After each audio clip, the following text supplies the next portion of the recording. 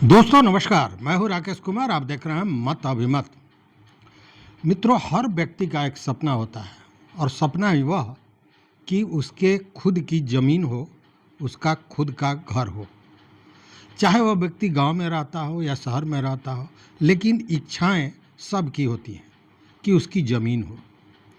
लेकिन मजबूरी यह है कि ज़मीन को खरीदने के बाद या ज़मीन को चिन्हित करने के बाद उसका रजिस्ट्री भी कराना पड़ता है और रजिस्ट्री कराना बहुत चुनौती भरा हुआ है।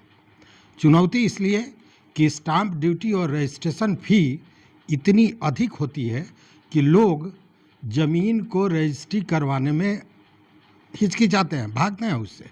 लेकिन आज मैं आपको बताने जा रहा हूं कि ज़मीन की रजिस्ट्री आपकी मात्र 100 रुपये में हो जाएगी। जी हाँ, मात्र 100 रुपये में ज़मीन की रजिस्ट्री हो जाएगी। तो आइए जानते हैं पूरी बात क्या है। देखिए, केंद्र सरकार ने इस समस्या को समझा और समझने के बाद एक बड़ा फैसला लिया। बड़े फैसले के तहत यह कहा गया कि रजिस्ट्री का कीमत, मतलब रजिस्ट्री में जो फ़ी लगता है वह बहुत कम होगा और मात्र 100 रुपये रखा गया। और यह जो नियम लागू हुआ है यह 31 मई से कारगर हो जाएगा। मतलब 31 मई से बेहद सस्ते दर पर आप रजिस्ट्री करा पाएंगे।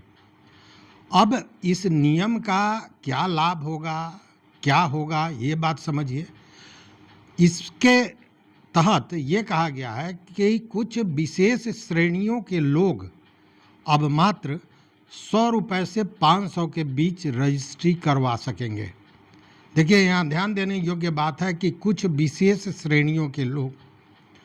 अब यह बदलाव जो है ये विशेष रूप से किसके लिए होगा? तो स्वाभाविक है, गरीब लोगों के लिए होगा, मध्यम वर्ग के लिए होगा, या ग्रामीण क्षेत्र में जो लोग रहते हैं उनके लिए यह बहुत बड़ा सौगात साबित हो सकता है। वहीं अब रजिस्ट्री कराना किसी के लिए बोझ नहीं होगा और बहुत मामूली राशि में यह रजिस्ट्री हो जाएगा। इस नियम से न केवल ज़मीन का रजिस्ट्री सस्ता हो रहा है, इतना ही नहीं है, इसके अलावा भी कई फ़ायदे हैं। देखिए, अब रजिस्ट्री की जो प्रक्रिया है वो पूरी तरह डिजिटल हो गई है। तो डिजिटल होने के चलते सारी चीज़ें पारदर्शी है, मतलब दिखाई देती है कि क्या हो रहा है आपके कागज़ पर कार्रवाई, और इसके चलते भ्रष्टाचार पर कहीं ना कहीं रोक लगेगा। साथ में महिला सशक्तिकरण को भी बढ़ावा मिलेगा। आप कहिएगा आपकी भाई इसमें महिला सशक्तिकरण कहाँ से आ गया? तो इस तरह कि इस मामले में जो रजिस्ट्री का दर कम किया गया है, इसमें महिलाओं को, महिला खरीदार जो हैं उनको प्राथमिकता दी जाएगी। लेकिन सवाल यह है, आप भी सोच रहे होंगे कि इसका लाभ, इस योजना का लाभ मिलेगा किसको? तो देखिए, इस योजना का लाभ सभी लोग नहीं उठा सकेंगे, स्पष्ट है। सरकार ने कुछ विशेष श्रेणी के लोगों के लिए, विशेष वर्ग के लोगों के लिए यह सुविधा प्रदान की है। इस योजना का लाभ उन लोगों को मिलेगा जिनकी वार्षिक आय 3 लाख रुपए से कम हो। तो सबसे पहला आय एक मुद्दा हो रहा है, मतलब 3 लाख रुपए आमदनी वार्षिक नहीं हो, उससे कम हो, तब ये लाभ उनको मिलेगा। दूसरी बात कि उनके पास पहले से कोई संपत्ति नहीं हो। और तीसरा मामला यह है कि वह पहली बार ज़मीन खरीद रहा हो।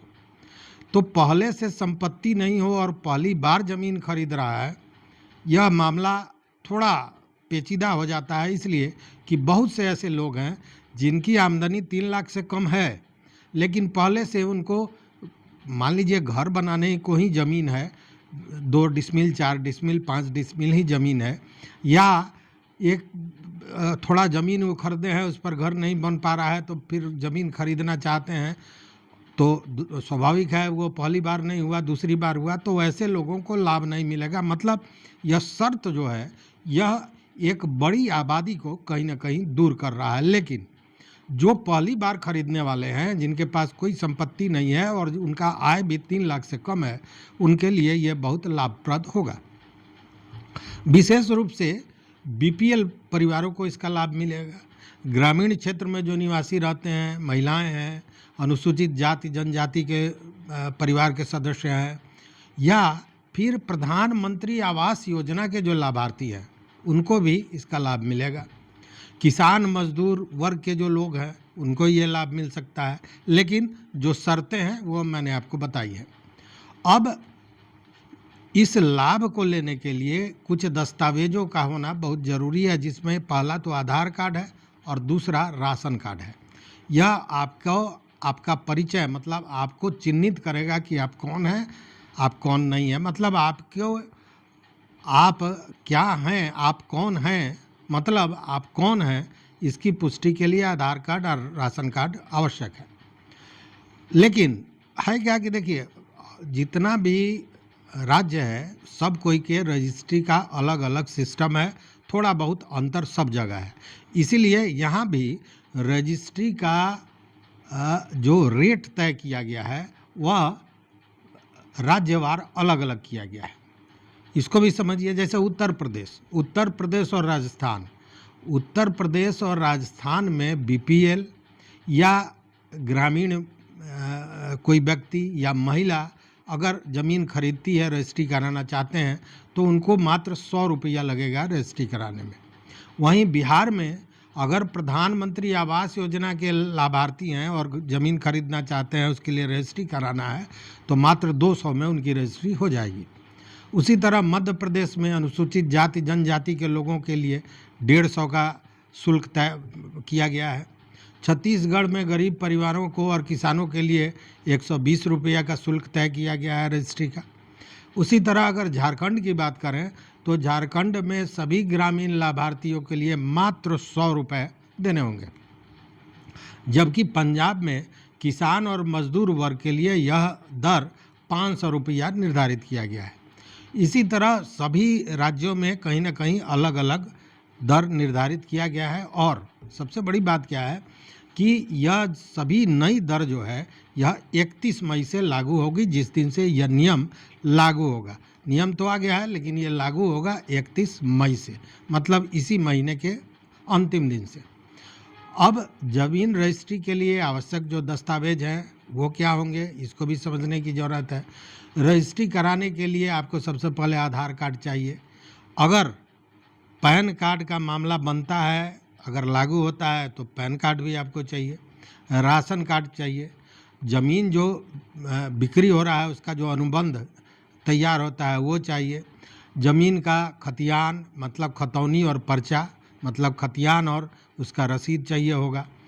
पासपोर्ट साइज का फ़ोटो चाहिए होगा। इतना अगर आपके पास उपलब्ध है कागजात तो आप आवेदन कर दें, बस आपको इतना ही करना है। अब ये जो नई व्यवस्था है इसके तहत ये काम जैसे आपने किया, मतलब कि रजिस्ट्रेशन की प्रक्रिया आपकी पूरी हो गई और ये सब डिजिटल हो रहा है। तो आवेदन करने के लिए आप संबंधित भूमि रजिस्ट्री वेबसाइट पर जाइएगा, वहाँ लॉगिन करके पूरी जानकारी भरिएगा, आवश्यक जो दस्तावेज है उसको अपलोड कीजिएगा और उसके बाद आपको 100 रुपया रजिस्ट्रेशन फ़ी जमा कराना होगा। अब ये रजिस्ट्रेशन की प्रक्रिया पूरी हो जाएगी और आपको रजिस्ट्री ऑफिस से एक तारीख मुकर्रर दिया जाएगा जिस दिन आपको सारे दस्तावेजों को ले जाकर वहाँ पे जांच कराना होगा और पंजीयन प्रमाण पत्र आपको उसी के साथ, जांच जैसे होगा आपको पंजीयन प्रमाण पत्र प्राप्त हो जाएगा। इस तरह से पूरी प्रक्रिया बहुत सरल है और पारदर्शी बनाई गई है। अब इसको अगर उदाहरण के रूप में देखें तो मान लीजिए कि चंपारण की बात करें। बिहार में चंपारण का एक छोटा सा गांव, वहाँ का एक कोई किसान राजदेव राउत, उसके पास पहले से 3 कट्ठा ज़मीन है या 10 डिसमिल ज़मीन है, लेकिन वह और भी ज़मीन चिन्हित किए हुए है। वो किसी को पैसा भी ज़मीन के लिए दिए हुए है, लेकिन अब ज़मीन रजिस्ट्री कराने के लिए उसके पास पैसा नहीं है। वैसी स्थिति में वह सरकार की इस नीति के तहत मात्र 100 रुपया देकर रजिस्ट्री करा लेगा। वैसे में सोचिए कि उस आदमी की मानसिक मनोदशा क्या होगी, कितनी प्रसन्नता होगी, कितनी शांति मिलेगी उसको, और इसका लाभ वो बड़ी आसानी से प्राप्त कर सकेगा। लेकिन फिर वही मामला है, ये 3 जो शर्तें हैं उन शर्तों को और भी स्पष्ट होना चाहिए।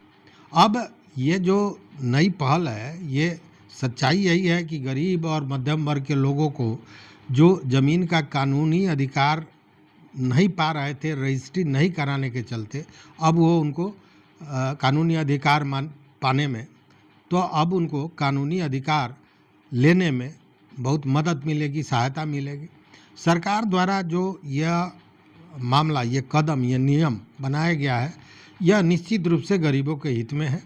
और अगर आप भी इस श्रेणी में आते हैं तो 31 मई के बाद इसका लाभ आप ज़रूर से ले सकते हैं। लेकिन इसके पहले एक मैं सुझाव दूंगा कि आप जिस भी राज्य से हो, जहाँ से भी हो, पहले आप अपने संबंधित रजिस्ट्री ऑफिस में जाकर इसकी पूरी जानकारी ले लीजिए, इसलिए कि कहाँ किस तरह के नियमों में परिवर्तन किया गया है, या हर जगह हर राज्य में कुछ न कुछ अंतर होता है रजिस्ट्री के सिस्टम में, तो ये जान लेना आपका ज़रूरी है। चूँकि यह मैं केवल सूचना दे रहा हूँ, चूँकि ज़मीन जो आप रजिस्ट्री कराते हैं वो कानूनी हक के लिए कराते हैं, इसलिए किसी भी पैसे के लेन देन में या कानूनी निर्णय अगर कोई लेना है आपको, तो उसके पहले निश्चित रूप से रजिस्ट्रार के कार्यालय में निबंधन कार्यालय में जाकर आपको पूरी जानकारी ले लेनी चाहिए।